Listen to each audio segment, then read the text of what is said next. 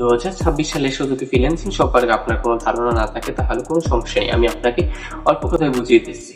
Freelancing শব্দের সহজ ভাষায় অর্থ হলো মুক্ত পেশা।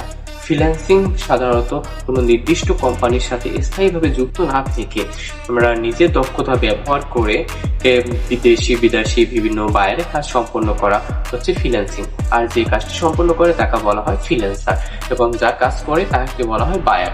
ফ্রিল্যান্সিং এর মূল বৈশিষ্ট্য হলো স্বাধীনতা।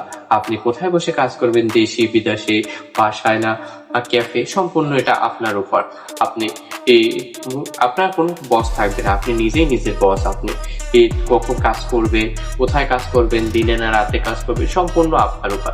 2026 সালে এসে আমরা একটি এজেন্সি ক্রিয়েট করেছি। আপনি যদি চান যে ফ্রিল্যান্সিং হয়ে সেই এজেন্সির সাথে যুক্ত হবে তাহলে আপনি আমাকে মেসেজ দিতে পারেন। আমি সম্পূর্ণ ফ্রি কোর্স করাচ্ছি এবং আমার সেই ফ্রি কোর্স করিয়ে সেখান থেকে 15 জনকে আমার কোর্সে যুক্ত করব।